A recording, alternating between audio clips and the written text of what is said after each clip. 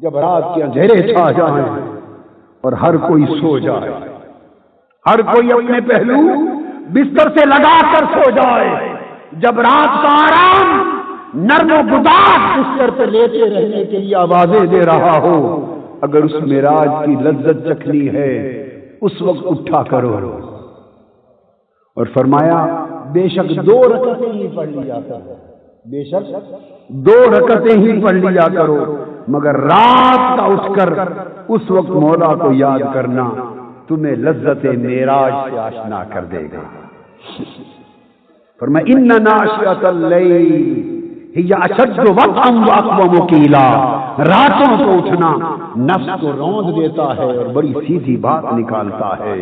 فرمایا ومن اللیل فتہجد بہ نافلۃ لک، جب رات کھا جائے تو نفل پڑھا کرو، عسیٰ ان یبعثک ربک مقاما محمودا، محبوب یہی رات کی عبادت ہے، تجھے مقام محمود پہ کھڑا کر دے گی۔ فرمایا لیسوا سواء من اہل الکتاب امۃ قائمۃ یتلون آیات اللہ آناء اللیل وہم یسجدون، مسلمان تو مسلمان رہے، یہودیوں میں اہل کتاب کے کچھ لوگ تھے جو راتوں کو اٹھ کے عبادت کرتے تھے۔ محبت الہی اور خشیت الہی کا آخری نقطہ بیان کر رہا ہوں کہ محبت و خشیت کی لذت پانے کا وقت رات میں ہے۔ ہمارے دل اللہ کی نافرمانی میں گزر رہے ہیں، راتیں غفلت میں گزر رہی ہیں۔ لوگوں ہم کہاں جائیں، ہم کیا کما رہے، دن خدا کی نافرمانی میں گزر بسر گئے، راتیں غفلت میں بسر ہو گئی، اسی حالت غفلت میں موت آ جائے گی اور ہم اپنے اللہ کے حضور پیش ہونے کے قابل نہ ہوں گے۔ محبت و خشیت الہی کی لذت رات کے اندھیرے میں ہے، رات کے جاگنے میں ہے۔ شعبان کی رات کا جاگنا آپ کو رب کی محبت و خشیت کے لیے راتوں کے جاگنے کا پیغام دینا چاہتا ہوں۔ آج کی رات کا جاگنا رات کے جاگنے کا پیغام بن جائے۔ فرمایا میرے محبوب اہل کتاب میں بھی کچھ لوگ ایسے ہیں، یہودیوں میں، یہودیوں اور عیسائیوں میں، فرمایا کچھ لوگ ایسے ہیں جو مجھے اچھے لگتے ہیں۔ اللہ مسلمانوں سب اہل کتاب کو ایک جیسا نہ سمجھنا، لیسوا سواء، سارے ایک جیسے نہیں۔ من اہل الکتاب امۃ قائمہ، ان اہل کتاب میں سے کچھ لوگ ایسے بھی ہیں یتلون آیات اللہ آناء اللیل، کچھ لوگ ایسے بھی ہیں جب رات کے اندھیرے چھا جاتے ہیں تو میری آیتوں کی تلاوت شروع کر دیتے ہیں۔ وہم یسجدون، اور رات کے اندھیروں میں سجدے کرتے ہیں۔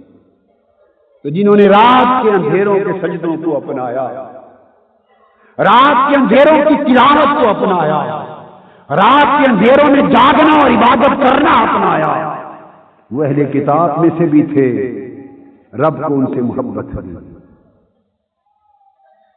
سیدنا یحییٰ علیہ السلام نے ایک روز پیٹ بھر کے کھانا کھا لیا، جو کی روٹی کا کھانا پیٹ بھر کے کھا لیا، کچھ زیادہ نیند آ گئی، اس رات لیٹے، فجر کے وقت اٹھے اور رات کے اندھیرے کا اٹھنا نہ ہو سکا۔ جب صبح اٹھے تو وحی آئی، رات کے اندھیرے میں یحییٰ علیہ السلام اٹھ نہ سکے، رات کے نفل پڑھ نہ سکے، رات کے سجدے کر نہ سکے، اسی صبح وحی آئی۔ اللہ پاک نے فرمایا یحییٰ کیا میرے گھر سے کوئی اور اچھا گھر مل گیا ہے؟ آئے فرمایا یحییٰ کیا مجھ سے کوئی اور بہتر ہمسایہ مل گیا ہے؟ میری ہمسائیگی سے بہتر کوئی اور ہمسایہ مل گیا، کوئی اور اچھا گھر مل گیا ہے؟ فرمایا یحییٰ اگر مجھے اپنی عزت کی قسم، اگر تو ایک بار جنت کو چاہتے تو جنت کے شوق سے تیری چربی پگھل جائے اور تیری جان نکل جائے۔ اور ایک بار اگر دوزخ کو جھانک لے تو دوزخ کے خوف سے تیری چربی نکل جائے اور جان نکل جائے۔ ارے دوستو، یہ جنت کا شوق اور دوزخ کا خوف، اس کی کیفیت تو پیغمبر سے بتائی جا رہی ہے کہ جان نکل جائے اور چربی پگھل جائے، اور تمہارے اپنا عالم یہ ہے کہ یہ تو اس کا عالم ہے، اور اگر میرے حکم کو جھانک لے تو کیا ہے؟ راتوں کو جاگنے والے اللہ کے دیدار سے بہرایاب کیے جاتے ہیں، اللہ کے حسن و جمال سے بہرایاب کیے جاتے ہیں۔ اس لیے حضرت سلیمان دارانی رحمت اللہ علیہ ایک روز زار و قطار رو رہے تھے۔ کسی نے پوچھا حضرت زار و قطار کیوں رو رہے ہیں؟ فرمانے لگے میں کیوں نہ روں، آنسوؤں کی جھڑیاں کیوں نہ گراؤں، اس لیے کہ جب رات ہو جاتی اور لوگ سو جاتے اور ہر محب اپنے محبوب کے پاس خلوت میں چلا جاتا ہے، دوست کے پاس تنہا جا بیٹھتا ہے، تو اہل محبت رات کے اندھیرے میں اٹھ جاتے ہیں اور محرابوں میں جا کر روتے اور آنسو گراتے ہیں، اور جب ان کے آنسو گرتے ہیں زمین پر، اہل محبت کے آنسو، تو ان آنسوؤں کو دیکھ کر اللہ پاک جبرائیل امین کو آواز دے کے کہتے ہیں جبرائیل دیکھ میری محبت کرنے والے کے آنسو گر رہے ہیں۔ پھر اللہ پاک فرماتے ہیں جو لوگ میرے کلام سے لذت پاتے ہیں اور میرے ذکر سے راحت پاتے ہیں وہ میری نگاہ میں رہتے ہیں، میں ان کی خلوت گاہوں میں ان کو دیکھتا ہوں، ان کی آہذاری کو سنتا ہوں، ان کے رونے کو دیکھتا ہوں۔ اور فرمایا جبرائیل مجھے اپنی ذات کی عزت کی قسم، رات کے اندھیروں میں اٹھ کر میری محبت سے رونے والے جب قیامت کے دن آئیں گے تو میں اپنے چہرے سے پردہ ہٹا دوں گا اور کہوں گا میری محبت میں رونے والوں راتوں کو اٹھ کر آج جی بھر کے میرا دیدار کر لو۔ فرمایا جب اتنے بڑے وعدے ہو گئے ہیں تو میں کیوں نہ زار و قطار ہوں۔ اللہ رب العزت نے اپنے ایک پیغمبر کو وحی فرمائی اور فرمایا کہ کچھ لوگ ایسے ہیں انہیں مجھ سے محبت ہے اور مجھے ان سے محبت ہے، وہ میرا شوق رکھتے ہیں، میں ان کا شوق رکھتا ہوں، وہ مجھے یاد کرتے رہتے ہیں، میں انہیں یاد کرتا رہتا ہوں۔ انہوں نے پوچھا پیغمبر نے باری تعالیٰ وہ خوش نصیب لوگ کون ہیں؟ فرمایا ان کی نشانی یہ ہے کہ وہ دن بھر سایوں کو اس طرح تکتے ہیں جیسے چرواہا اپنی بھیڑ بکریوں کو تکتا رہتا ہے، وہ سورج کے غروب کا انتظار کرتے رہتے ہیں، گھڑیاں دیکھتے ہیں سورج کب غروب ہوگا، رات کے اندھیرے کب آئیں گے، وہ اس طرح رات کی آمد کا انتظار کرتے ہیں جیسے پرندے اپنے آشیوں کی طرف چشم برا ہوتے ہیں۔ اور جب رات چھا جاتی اندھیرا ہو جاتا ہے، ہر کوئی اپنے محبوب کے ساتھ خلوت گزین ہوتا ہے، اس وقت وہ بندے اپنے پاؤں کے بل میرے حضور کھڑے ہو جاتے ہیں، میری عبادت کرتے ہیں، اپنے چہرے میرے سامنے زمین پہ ٹیک دیتے ہیں، میری بارگاہ میں ندائیں کرتے ہیں، مناجات کرتے ہیں، میرا ذکر کرتے ہیں، میرا کلام تلاوت کرتے ہیں، مجھے پکارتے ہیں، میرے لیے روتے ہیں، مجھ سے منتیں کرتے ہیں، میری سماعتیں کرتے ہیں۔ فرمایا میرے بندو میرے نبی خدا کی قسم میں اپنی عزت کی قسم کھا کے کہتا ہوں میں ان کا ایک ایک کلمہ سنتا ہوں جب وہ میری بارگاہ میں روتے اور منت و سماجت کرتے ہیں مجھے منانے کے لیے تو میں ان پر 3 عنایتیں کرتا ہوں۔ کتنی؟ 3۔ پہلی عنایت میں اپنا نور ان کے دلوں میں ڈال دیتا ہوں۔ ارے رات کے اندھیروں میں اٹھ کر رونے والوں، محبت الہی میں رات کی تنہائیوں میں آنسو بہانے والوں، عشق الہی میں اپنا آرام تج کر دینے والوں، ہمیں کیا خبر ہم نے تو یہ لذت چکھ کے نہیں دیکھی، ہم نے یہ رنگ اپنا کے نہیں دیکھا۔ فرمایا کہ میں پہلی عنایت میں اپنا نور ان کے دلوں میں ڈال دیتا ہوں اور اپنے اسرار پر ان کو مطلع کر دیتا ہوں، وہ لوگوں کو پھر میرے راز بتاتے ہیں۔ پھر میں دوسری عنایت کرتا ہوں اور دوسری عنایت میں ان کا درجہ اتنا بلند کر دیتا ہوں کہ اگر ساتوں زمینیں اور ساتوں آسمان اور اس کائنات میں جو کچھ ہے وہ سارا ایک پلڑے میں رکھ دیا جائے تو میرا ایک بندہ اس سے بھی اونچا ہو۔ ساتوں زمینیں اور ساتوں آسمان اور جو کچھ، میں اس بندے کا درجہ اس سے بھی اونچا کر دیتا ہوں۔ اور تیسری عنایت میں کرتا ہوں کہ میں اپنے ذات کے لطف کے ساتھ ان کی طرف متوجہ ہوتا ہوں اور خود ان کی طرف نظر التفات کرتا ہوں۔ اور بتاؤ جس کی طرف میں خود نظر کروں اس کا حال کیا ہو؟ جس کی طرف خود نظر کروں اس کا حال کیا ہو؟ اللہ رب العزت نے یہ کیفیتیں اس لیے عطا فرمائیں اور پھر ہم کو راتیں عطا فرمائیں تاکہ ان رات کے اندھیروں میں ہم اللہ کے لیے اٹھنے والے اور اس کی عبادت کرنے والے بن جائیں۔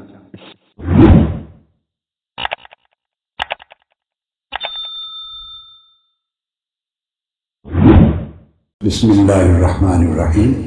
حضور نبی اکرم صلی اللہ تعالی علیہ وآلہ وسلم نے فرمایا ہے کہ اللہ رب العزت نے ارشاد فرمایا، حدیث قدسی ہے، جو بندہ زمین پر جس طرح میرا ذکر کرتا ہے میں عرش پر اسی طرح اس کا ذکر کرتا ہوں۔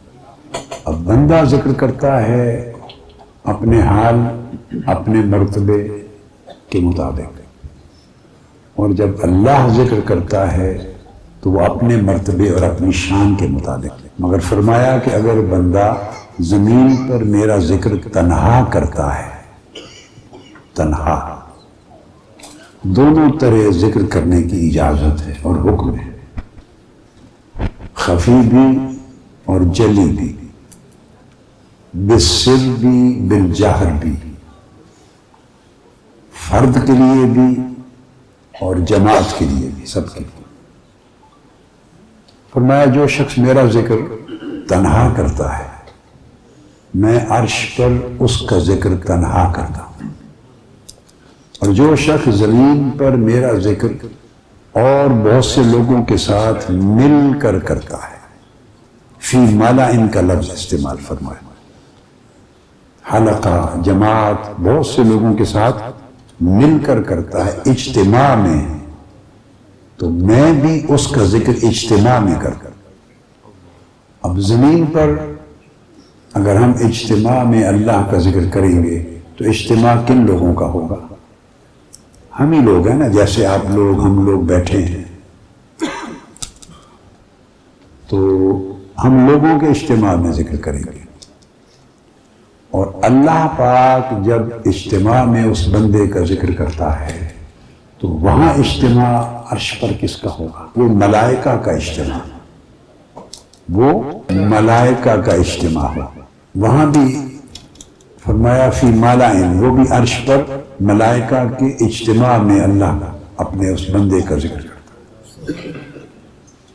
اس کا مطلب یہ ہوا جو بندہ جس کی زبان پر اللہ کا نام گونجتا ہے، اللہ کی زبان قدرت پر اس بندے کا نام گونجتا ہے، اور جو آدمی اللہ کے نام کی دھوم مچاتا ہے اللہ اس کے نام کی عرش پہ دھوم مچاتا ہے۔ تو آپ نہیں چاہتے کہ آپ کے نام کی اللہ کے ہاں دھوم مچے؟ چاہتے ہیں یا نہیں؟ تو پھر کیف کے ساتھ اللہ کا، کیف کے ساتھ اللہ کا نام لیں، اللہ کا ذکر کریں۔ حکایات میں آیا ہے کیا، جو اولیاء کرام، صوفیاء، عرفاء، انہوں نے اپنی کتب میں پہلے انبیاء کے زمانوں کی جو حکایات لکھی، ان میں ایک حکایت میں آیا ہے کہ ملائکہ نے عرض کیا باری تعالیٰ تیرے ہاں تیرے بندے ابراہیم کی بڑی دھوم ہے، تو نے اس کو بڑی شانیں بڑے مرتبے دیے ہیں۔ ابراہیم علیہ السلام قرآن مجید میں ہے نا ذکر، اعوذ باللہ من الشیطان الرجیم، وَإِذِ ابْتَلَىٰ إِبْرَاهِيمَ رَبُّهُ بِكَلِمَاتٍ فَأَتَمَّهُنَّ۔ اس بندے کا حال دیکھیے کیا ہوگا جس کے لیے اس کا مولا کہے کہ میں نے اس کو کئی طریقوں سے آزمایا، اور مولا کہے کہ میرے بندے نے ہر بار اس آزمائش میں کامیاب ہونے کا حق ادا کرتا۔ اتمہن، جب رب کہے اس نے سارے تقاضے پورے کر دیے، وفاداری کے، بندگی کے، ایثار کے۔ تو جب پورے کر دیے تو اس کو فرمایا اب میں تمہیں انسانیت کا پیشوا بناتا ہوں۔ بہت ساری کتب میں اولیاء کرام اور صوفیاء اعظام نے اس کو بیان کیا۔ عرض کیا باری تعالیٰ تیرے ہاں تیرے بندے ابراہیم کی بڑی دھوم ہے، تو اگر ہمیں اجازت دے تو ہم میں سے کوئی جا کے اس کو آزمائے تو صحیح کہ اس کی وفاداری اور تابعداری اور اس کی محبت تیرے ساتھ کیسی ہے۔ اللہ پاک نے فرمایا فرشتے کو جاؤ آزما لو۔ فرشتہ گیا، ابراہیم علیہ السلام کے پاس ریوڑ تھا، بکریوں کا ریوڑ تھا۔ اس نے جا کے قریب ہی اللہ کا نام بلند کیا، بڑی خاص لحن کے ساتھ، بڑے ذوق کے ساتھ، کیفیت کے ساتھ، حلاوت کے ساتھ اللہ کا نام بلند کیا۔ کس کا نام؟ اسی ذوق اور حلاوت سے کہے نا کہ سینے ٹھنڈے ہو جائے۔ نام بلند کیا، آنکھیں بند کر کے کہیں اس سے بڑا کوئی محبوب نہیں ہے۔ ساری محبتیں عشق نیچے دھکے کھاتے ہیں، نیچے دھکے کھاتے ہیں۔ اس جیسا کوئی محبوب نہیں، اس جیسا کوئی حسین نہیں، اس جیسا کوئی جمیل نہیں، اس جیسا کمال کسی کا نہیں، اس جیسا جمال کسی کا نہیں۔ اس محبوب کا، حسین و جمیل محبوب حقیقی کا نام بلند کیا۔ کس کا؟ آنکھیں بند کر کے۔ تو جب خوبصورت انداز سے نام بلند کیا، ابراہیم علیہ السلام کے کانوں میں آواز آئی، آپ طرف اٹھے۔ عاشق وہ ہوتا ہے جو محبوب کی آواز، اس کا نام سن کے طرف اٹھے۔ پوچھا یہ کون ہے؟ کس نے میرے محبوب کا نام؟ الاپا ہے، محبوب کا نغمہ الاپا ہے۔ تو وہ پوچھے تو فرشتہ تھا، اس نے کہا میں نے آپ کے محبوب کا نام نغمہ الاپا ہے۔ کہا کہ مجھے ایک بار اور سنا دو۔ اس نے کہا پہلی بار تو میں نے اپنے شوق سے نام لیا، اب آپ، یہ معروف حکایت ہے، میں آپ کے ذوق کے لیے سنی، میں نے کئی بار بڑے پچھلے قریبی سالوں میں تو نہیں، مگر ممکن ہے 10-15 سال یا 20 سال قبل کے خطابات میں نے 2-1-3 بار بیان کی ہے، 10-15-20 سال قبل۔ ابھی قریب 10 سال میں مجھے یاد نہیں آتا کہ یہ حکایت بیان کی۔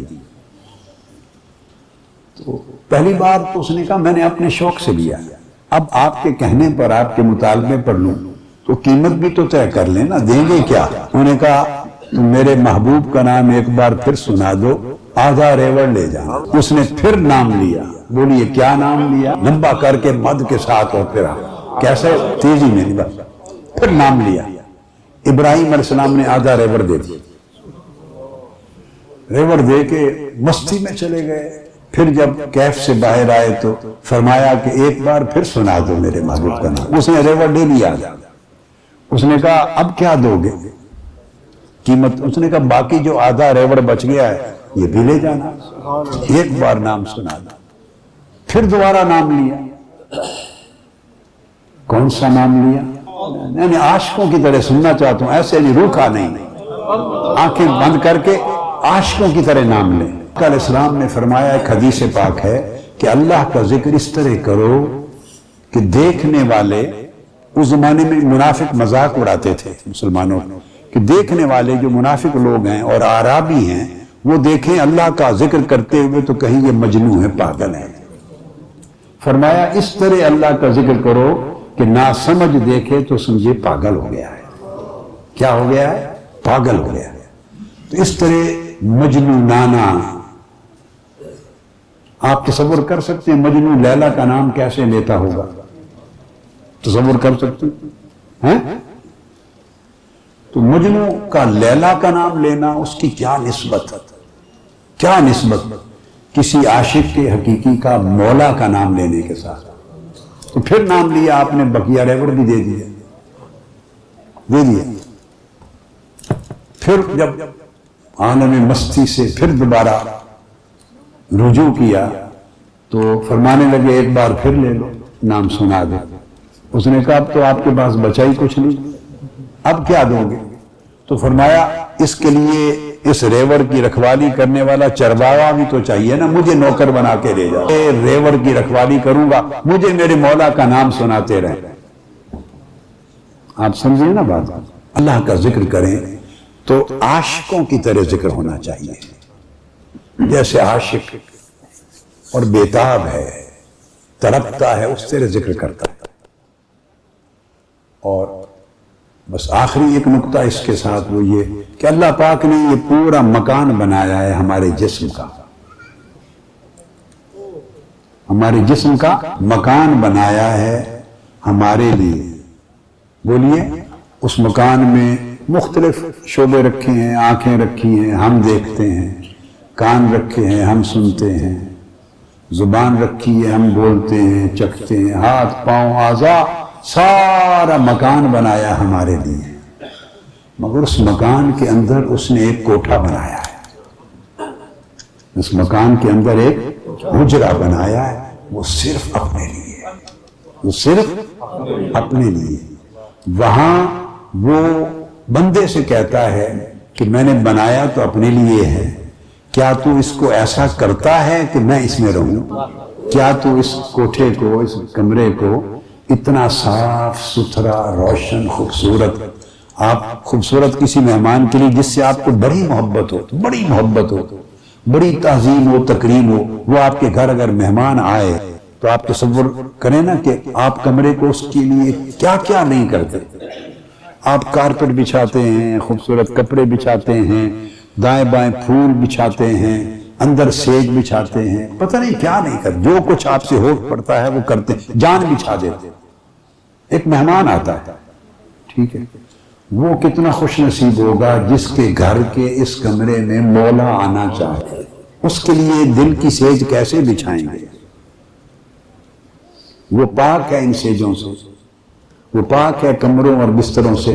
وہ فرماتا ہے کہ مجھے زمین و آسمان کی ساری کائنات سمو نہیں سکتی اپنے اندر، مگر مومن کا دل مجھے سمو لیتا، مومن کا دل سمو لیتا ہے، یاد کے ساتھ، اپنے ذکر کے ساتھ، اپنی محبت کے ساتھ، اپنی معرفت کے ساتھ، اپنی لگن کے ساتھ. اور یہ کہ میں تمہارے دل میں آتا ہوں، رہتا ہوں. پھر جس دل میں مولا آ جائے وہ ہزارہا کعبوں سے ایک دل بہتر ہو جاتا ہے، ہزارہا کعبوں سے وہ ایک بہتر ہو جاتا ہے، کیونکہ اس دل میں خود مالک مولا کی گزرگاہ ہوتی ہے، اس کا آنا جانا ہوتا. اس دل کو پھر ہر روز مالک 70 مرتبہ اپنے عاشقوں کے دل کو دیکھتا ہے، 70 مرتبہ روزانہ اس پر نگاہ ڈالتا ہے ہر روز، اور دیکھتا ہے کہ دل کا جھکاؤ کدھر ہے، دل کا التفات کدھر ہے. تو جس کو 70 مرتبہ مولا دیکھے اور ہر بار اس دل کو وہ پائے کہ وہ اسی کو تک رہا ہے، ہر بار جب دیکھے تو دل کو اپنی طرف ہی تکتا ہوا پائے تو اندازہ کر لیں کہ پھر کرم کا عالم کیا ہو. بس اس تصور کو بٹھا کر پھر ذکر کریں اللہ کا، تاکہ یہ در و دیوار بھی سنیں، آسمان والی مخلوق بھی سنیں، پھر عرش بھی سنیں، اور آپ کا ذکر پھر اسی دھوم دھام کے ساتھ مالا اعلیٰ میں ہو. ایسا ذکر سننا چاہتا ہوں، میں یہی سننے کے لیے آیا. جب چھوٹے ہوتے ہیں بچے انہیں نظر بہت لگتی ہے، انہیں نظر لگتی ہے، ان کو نظر سے بچائے رکھنا یہ بھی والدین کے فرائض میں اور اولاد کے حقوق میں سے ہے. بعض جدید تعلیم یافتہ لوگ سمجھتے ہیں کہ شاید نظر کا تصور ایک وہم ہے۔ میں آپ کو عجیب بات بتاؤں، نوجوانی کے ایک طویل عرصے تک میں بھی سمجھتا تھا کہ وہم ہے، میں خود سمجھتا تھا وہم ہے۔ اس وقت تک 1970-71 کے زمانے تک میں سمجھتا تھا وہم ہے، تا آ کے جب میں نے دورہ حدیث کر دیا اور حدیث کی کتب پڑھی اور میں نے اپنی آنکھوں سے حدیث نبوی پڑھ لی کہ العین حق کہ نظر کا لگنا حق ہے، اور آقا علیہ السلام حسنین کریمین کو نظر بد سے بچاؤ کے لیے دم کرتے تھے، اس وقت میں نے اپنا خیال بدلا اور نظر لگنے پر عقیدہ قائم کر لیا۔ آقا علیہ السلام کا معمول کیا تھا؟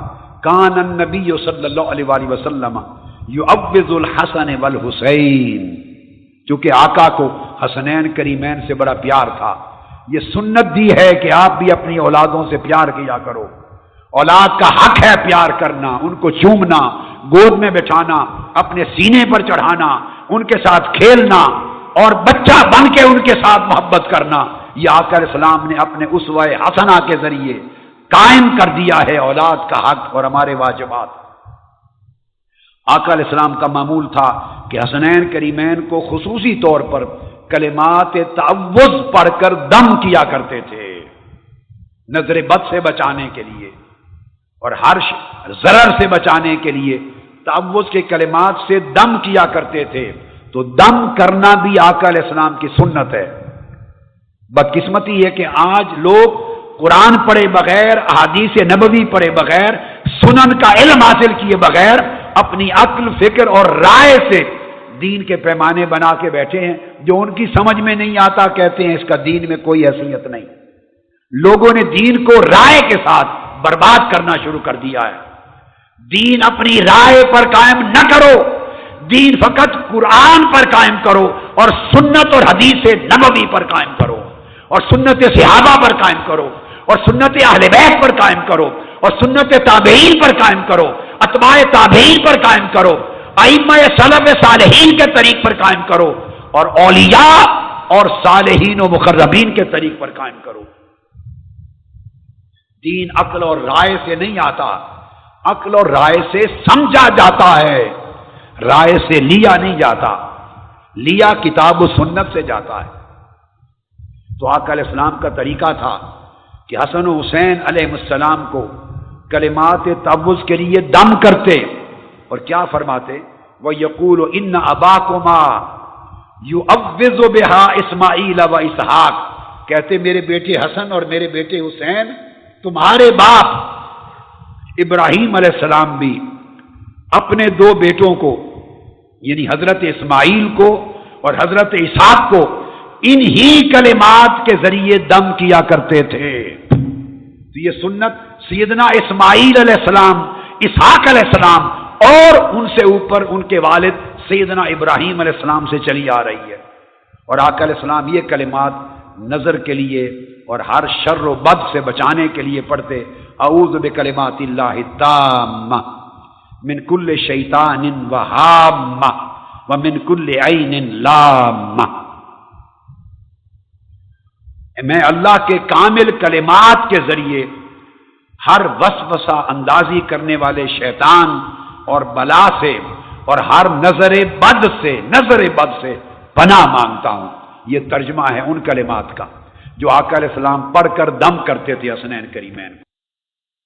بعض اولیاء نے اور عرفاء نے کہا، انہوں نے پوچھا اہل معرفت سے، بعض اہل اللہ سے، کہ بڑے عرصے سے کوئی سے نے پوچھا میرے دل کو حضوری نصیب نہیں۔ میرے ذہنوں میں کئی سوال ہوتے ہیں نا کہ نماز پڑھتے ہیں، عبادت کرتے ہیں، تلاوت کرتے ہیں، ذکر اذکار کرتے ہیں، دعا کرتے ہیں، یعنی اللہ کو پکارتے ہیں، ندا کرتے ہیں، اللہ کی عبادت اور اس کی مناجات کا کام کر رہے ہوتے ہیں، مگر دل حاضر نہیں ہوتا، بس ایسے دعا ہے تو گزر گئی، عبادت کے کلمات تھے نماز کے گزر گئے، رجوع اللہ تھا گزر گیا، دل حاضر نہیں ہوتا۔ اس کی آپ نے اپنی زندگی میں کئی بار مثال دیکھی ہوگی، دل حاضر ہے یا نہیں اس کو سمجھنا تھوڑا سا مشکل ہے، تھوڑا سا۔ دماغ حاضر ہے یا نہیں اس کی مثال سے سمجھ آ جائے گی۔ کئی بار آپ نے دیکھا ہے کئی لوگ ایسے ہوتے ہیں جن کی کنسنٹریشن نہیں ہوتی ان میں، وہ بات سن رہے ہوتے ہیں مگر آپ کہتے ہیں یہ حاضر دماغ نہیں ہے، اس کی کنسنٹریشن نہیں ہے۔ ڈاکٹرز بھی کہتے ہیں کہ اس بچے کو، اس طالب علم کو کنسنٹریشن کی کمی ہے، وہ گھنٹوں گھنٹوں بیٹھتے ہیں کتابوں پر، وہ کہتے ہیں مجھے کچھ یاد نہیں ہوتا۔ ہر ایک کا پرابلم میموری کا پرابلم نہیں ہوتا، بعض اوقات بہت سے لوگوں کو کنسنٹریشن کا پرابلم ہوتا، اس کی کنسنٹریشن ہی نہیں ہے۔ کیا پڑھا؟ وہ گھنٹوں بیٹھا رہا، آنکھوں کے آگے الفاظ سطریں صفحے گزرتے رہے، اس کی کنسنٹریشن ہی نہیں، تو وہ پھر آگے جب یاد کیسے ہوگا؟ بعض اوقات آپ گفتگو سنتے ہیں خطاب تو بعض پریشانیاں ہوتی ہیں اس کا سبب، بعضوں کی کنسنٹریشن کا یا بعض اوقات لیک آف الرٹنس ہوتی ہے۔ آپ ایک چیز کو دیکھتے ہیں تو غلط پڑ جاتے ہیں، آپ دیکھتے ہیں تو پیج نمبر غلط پڑ جاتے ہیں، لفظ کچھ اور لکھا ہوا تھا صحیح پڑھ رہے ہیں، کچھ اور سمجھ کے پڑھ رہے ہیں، غلط پڑھ لیا۔ ڈاکٹر کے پاس جاتے ہیں، یہ کیا میٹر؟ وہ کہتا ہے یہ لیک آف الرٹنس ہے، الرٹ نہیں ہے مائنڈ آپ کا۔ اس کے پھر ریزنز الگ ہوتے ہیں، میڈیکل ریزنز ہوتے ہیں، لیکن میں آپ کو صرف علامات سمجھا رہا ہوں کہ اگر دماغ یعنی مائنڈ الرٹ نہ ہو تو چیزیں آپ کے سامنے ہوتی ہیں، آپ غلط پڑھ رہے ہیں۔ کنسنٹریشن نہ ہو تو آپ جو پڑھے جا رہے ہیں یا سن رہے ہیں آپ کی سمجھ میں نہیں آتا کیا۔ بعد میں اگر پوچھیں بھی وہ بات یاد ہے میں نے کیا کہی تھی، کہتے ہیں کیا بات؟ وہ اس کے کان سن رہے تھے مگر دماغ اس کا الرٹ نہیں تھا یا کنسنٹریشن نہیں تھی، وہ چیز ہی اتر جاتی۔ اب یہ مثال تو سمجھ میں آ گئی، ایسا تو ہوتا ہے کہ نہیں واقعہ زندگی میں؟ بعض اوقات عارضی پرابلم ہوتا ہے آدمی کو، یاداشت میں عارضی پرابلم ہے، کوئی مشکل ہے، پریشانی ہے، ذہن تفکرات میں ہے، تو وہ بھی اس پر بھی یہ حالت وارد ہو جاتی ہے۔ تو بعض اوقات پرماننٹ پرابلم ہوتا ہے، اس کی پھر الگ ایکسرسائزز ہوتی ہیں، ٹریٹمنٹس ہوتے ہیں، تھیراپیز ہوتی ہیں، پھر جس سے وہ چیزیں، اور اگر کوئی میڈیکل ریزن ہے تو پھر وہ ہوتا ہے، پھر وہ اس کی الرٹنس اور کنسنٹریشن اس کی ریسٹور کرواتے ہیں۔ جس طرح دماغ حاضر نہیں ہوتا اس طرح عبادات میں بہت سو کا دل حاضر نہیں ہوتا۔ اب آپ سمجھ گئے بات کو؟ اب اس مثال سے اچھی طرح سمجھ آ گئی بات کی۔ بندہ عبادت کرتا ہے، اللہ کا ذکر کر رہا ہے، تلاوت کر رہا ہے، مناجات کر رہا ہے، دعا کر رہا ہے، مگر دل حاضر نہیں۔ تو کسی نے سوال کیا تو دل حاضر نہیں پاتا، کیا کروں؟ اب دل حاضر ہونا اس کے بھی دو درجے ہیں۔ پہلا کہ دل حاضر ہو اس چیز میں جو عبادت، جو ذکر، جو طاعت، جو تلاوت آپ کر رہے ہیں، اللہ کی یاد، مناجات، اس میں دل حاضر ہو، یہ ادنا درجہ ہے۔ دل کی حاضری کیا؟ یہ ادنا درجہ ہے، پہلا درجہ ہے۔ تو ہر شخص جو حاضر دماغ ہوتا ہے اسی طرح حاضر قلب، ہر شخص جس کا دل حاضر ہو، ضروری نہیں کہ وہ صاحب حضور قلب بھی ہے۔ دل کا حاضر ہونا اور چیز ہے، اور دل کو حضور نصیب ہونا اس سے اوپر کی چیز ہے، اس کو حضور قلبی کہتے ہیں۔ کیا؟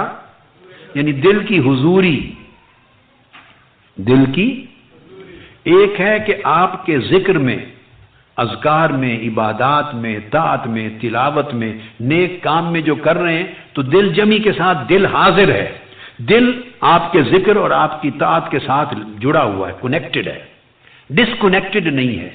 جو عبادت اور تلاوت کر رہے ہیں اس جگہ سے ڈس اپیئر نہیں ہوا، دل کنیکٹڈ ہے۔ یہ ہے دل کا حاضر ہونا، جیسے دماغ کا حاضر ہونا۔ ٹھیک ہے؟ اب اگلی بات کہی، دل کا حاضر ہونا ایک درجہ ہے، اور یہ کئی لوگوں کو نصیب ہو جاتی ہے کہ اس کا دل حاضر ہے، یعنی دل جمی ہو گئی، ظاہری عبادت، عمل، طاعت، تلاوت، ذکر، اذکار، دعا جہاں کر رہا ہے اس کے ساتھ دل اس کا جڑا ہوا، کنیکٹڈ ہے، یہ کنیکشن ہے، یہ ہو گئی حاضری۔ کچھ لوگ اس سے بلند درجے کے لوگ ہوتے ہیں اور ان کا دل کا حاضر ہونا وہ ذکر کے ساتھ نہیں ہوتا، وہ مذکور کے ساتھ ہوتا ہے، یعنی وہ اللہ کی بارگاہ میں حاضر ہو جائے تو اس کو حضوری کہتے ہیں۔ پہلے تھا ذکر کے ساتھ حاضر ہو، کیا؟ اور اب کیا بات بتا رہا ہوں؟ جس کا ذکر ہو رہا ہے اس کی بارگاہ میں حاضر ہو. تو اس کی بارگاہ میں تب حاضر ہوتا ہے دل جو دل اس کے ساتھ جڑ جاتے ہیں. اس کو کہتے ہیں کہ اس کے دل کو حضوری حاصل ہے. اس کے دل کو حضوری رسائی ہے. کیا؟ اب اس کو بھی مثال سے سمجھا دوں تاکہ آپ کو اور ایزی ہو جائے. جیسے میں نے دماغ کی مثال دی، بھئی یہ حاضر دماغ نہیں، اور اگر کسی کو الرٹنس مل جائے اور کنسنٹریشن مل جائے تو کیا ہر وہ شخص جس کو دماغی الرٹنس اور کنسنٹریشن مل گئی ہے، کیا اس کو دماغ کی رسائی بھی مل جائے گی کہ جو بات سمجھائی جا رہی ہے اس کی ڈیپتھ تک اس کے سارے راز بھی سمجھ جائے گا، پا جائے گا؟ کیا یہ انٹلیکچوئل کیپیسٹی بھی مل جائے گی؟ نہیں. ابھی تو الرٹ ہوا ہے، بقایا تو کیپیسٹی ہے، کتنا اس کو پاتا ہے اور کتنا نہیں پاتا. تو پہلا درجہ کہ جو غیر حاضر تھا دماغ، وہ کم سے کم حاضر ہو گیا. اب حاضر ہو جانے کے بعد کتنا سمجھتا ہے، کتنی رسائی پاتا ہے اور کتنی نہیں پاتا، یہ پھر اس کا اپنا، اب سمجھ گیا، نصیب ہے. اسی طرح دل کا حال ہے. جو غیر حاضر تھا وہ حاضر ہو گیا، وہ حاضر ہو گیا. اور اب اس سے آگے حاضر ہونے کا مطلب یہ نہیں کہ رسائی بھی پا گیا. جس کا ذکر ہو رہا تھا، جو مذکور تھا، جس بارگاہ میں کی یاد ہو رہی تھی کہ اس بارگاہ میں بھی پہنچ گیا. تو اس مجلس میں حاضر ہونے کا مطلب نہیں کہ وہاں بھی پہنچ گیا، وہ رسائی ہے. اس کو حضوری کہتے ہیں. تو اب کسی نے کہا کہ وہ بات بیان کی کہ میرا دل حضوری نہیں پاتا. حاضری کی بات نہیں کی. کیا؟ حاضری کی بات، حضوری نہیں پاتا. اس بارگاہ میں نہیں جاتا میرا دل، وہاں اس بارگاہ میں دل کو غائب پاتا ہوں. پوچھا کہ کب میرا دل وہاں پہنچے گا کہ میں دل کو پاؤں اللہ کی بارگاہ میں؟ کب ایسا ہوگا؟ فرمایا اذا نازل فیہ الحق، جب تمہارے دل میں حق، تمہارے دل میں اللہ ٹھکانہ کر لے گا. جب تمہارے دل میں اللہ آئے گا، اللہ اترے گا، تب تم اس کی بارگاہ میں دل کی حضوری پاؤ گے. تو انہوں نے پوچھا کہ اللہ کب اترے گا میرے دل میں؟ اللہ کا نزول، کیا میرے دل میں اللہ کا نزول کب ہوگا؟ اللہ کب میرے دل میں آئے گا؟ تو جواب دی اذا ارتحل عنہ ما دون الحق، فرمایا جب اس کے غیروں کو دل سے نکال دو گے. جب غیر چلے جائیں گے تو وہ آ جائے گا. وہ غیروں کے ہوتے ہوئے اس دل میں نہیں آتا. یہ بات سمجھ میں آئی؟ اور غیر کون ہے؟ ہر وہ چیز جو اللہ کو پسند نہیں ہے. تو دل میں اس کی محبت اور شہوت اور رغبت بھی پڑی ہوئی ہو اور چاہے کہ اس میں اللہ بھی آ جائے تو اللہ کی غیرت اسے گوارا نہیں کرتی. وہ کہتا ہے بھئی تم نے ان کو دل میں سجایا ہوا ہے تو اسی سے دل لگا لو. فرمایا اذا ارتحل عنہ ما دون الحق، جب اس کے غیر نکل جائیں گے تب وہ آ جائے گا. خلاصہ اس کلام کا، ہر تمنا دل سے رخصت ہو گئی. واہ واہ واہ! ہر تمنا دل سے رخصت ہو گئی. اب تو آ جا، اب تو خلوت ہو گئی. تو اس کا قاعدہ یہ ہے کہ جب اس کے غیر چلے جاتے ہیں دل سے اور دل نیا خانہ بن جاتا ہے، خلوت کدہ بن جاتا ہے، اس میں کوئی اور غیر نہیں رہتا اور دل خالی ہو جاتا ہے، اس وقت وہ جلوہ گر ہو جاتا ہے. اور جب، اب میں آپ کو وہی معرفت کی طرف لا رہا تھا کہ جب وہ دل خالی ہو گیا غیر سے تب وہ جلوہ گر ہوا.